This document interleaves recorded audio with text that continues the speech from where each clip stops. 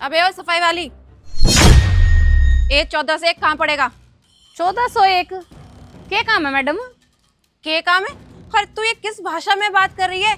और तेरी इतनी औकात कि तू हमसे पूछे कि हमें क्या काम है? चुपचाप से A1401 कहाँ पड़ेगा बता दे चल। अरे मैडम इतनी छो में क्यों आवा है? नुआ तो बुझिए तो ना के काम है। अरे तू इतना फालतू क्यों बोल रही है? तेरे से जितना पूछा उतना बोलना, बकवास क्यों कर रही है? हाँ तो थम बता दो ना के काम है और बात खत्म करो। भाई ये तो एक नंबर की जिद्दी है। चलो इसे बता ही देते हैं। सुन, 1401 का जो मालिक है ना, उनकी बेटी के साथ मेरे भाई का रिश्ता होने वाला है। अब पता चल गया ना, मिल गई ना खुशी। अब चुपचाप से बता दे A1401 कहाँ पड़ेगा। अच्छा तो उनकी छोरी गैल थारा रिश्ता होने वाला है हैं? अच्छा तुम उन्हें की बात करो के जिनकी बहुत बड़ी कंपनी है। हाँ हाँ, शर्मा एंटरप्राइज, उन्हीं की बेटे के साथ तो मेरे भाई का रिश्ता होने वाला है। अब तो तुझे पता चल गया ना। अब चुपचाप से ये बता दे कि A1401 कहाँ पड़ेगा। अच्छा तो तुम्हारा नाम संजय है क्या? हाँ, मेरा ही नाम संजय है। लेकिन तुझे मेरा नाम कैसे पता चला? देविका, इसे मेरा नाम कैसे पता चला?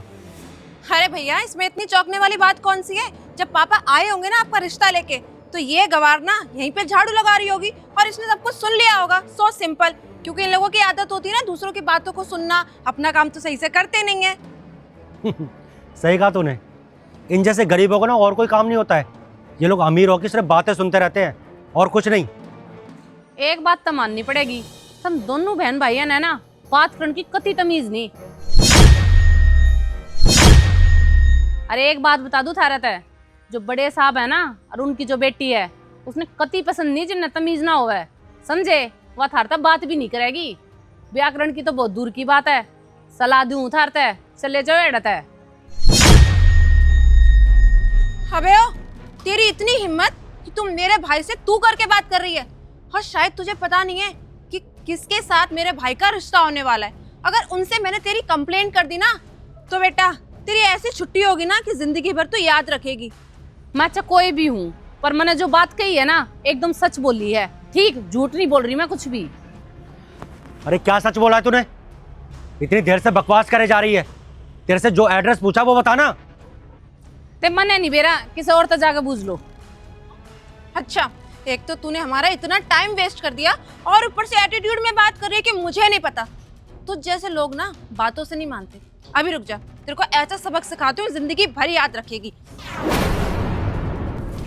तना बेरा कोनी मैं कौन हूँ?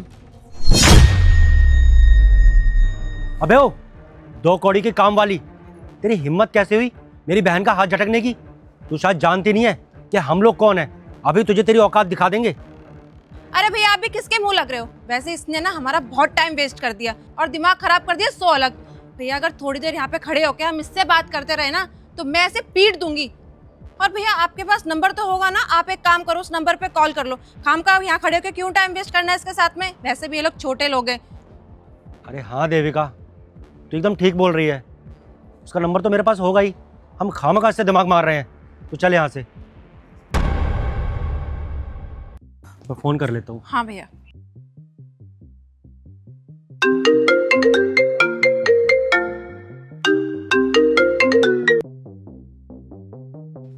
पवित्रा, वो हमारे रिश्ते की बात हुई थी ना, तो मैं तुमसे मिलने आया हूँ। यहाँ पार्किंग में खड़ा हूँ। तुम कहाँ हो?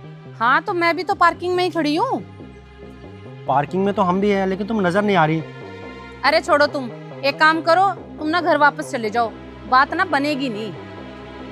पवित्रा, ये तुम कैसी बातें कर रही हो? घर वापस चला जाऊँ? लेकिन क्यों? कोई गलती हुई क्या मुझसे? एक बार कम से कम मिल तो लो, बात कर लेते हैं।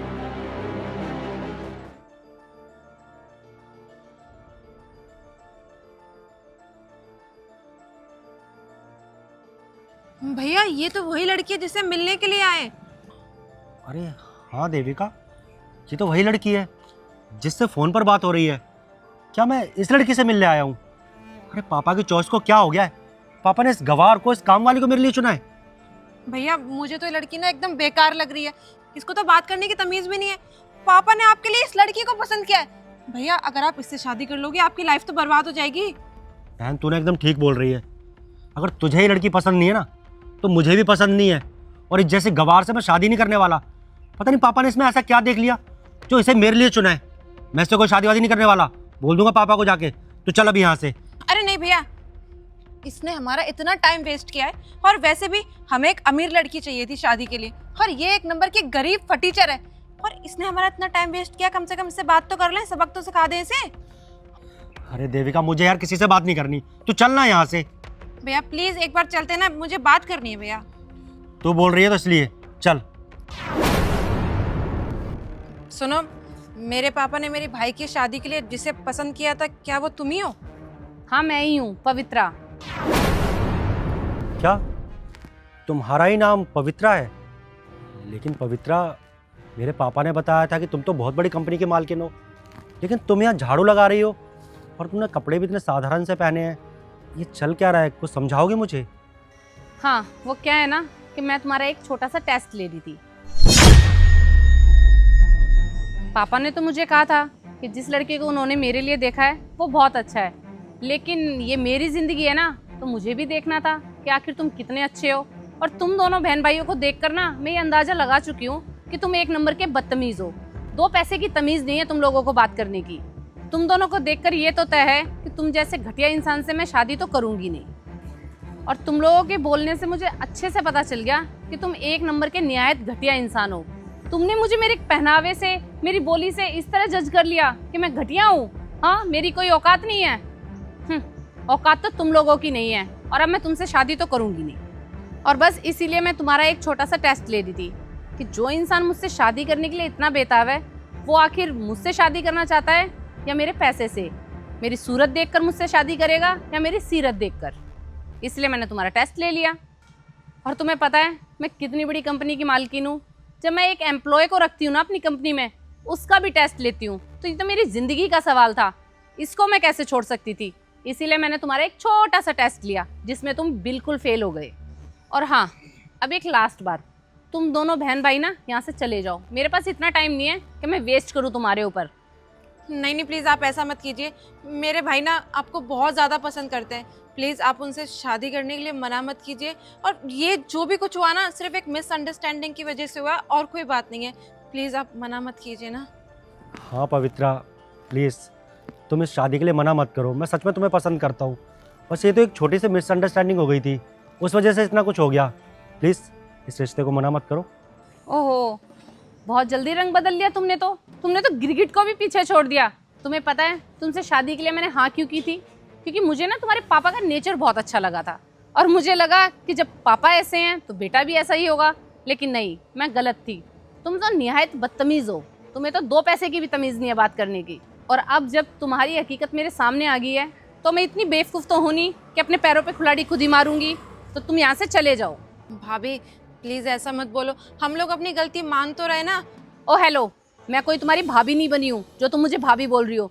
और वैसे भी तुमने कोई मिसअंडरस्टैंडिंग नहीं की है, तुमने बदतमीजी की है, समझी तुम?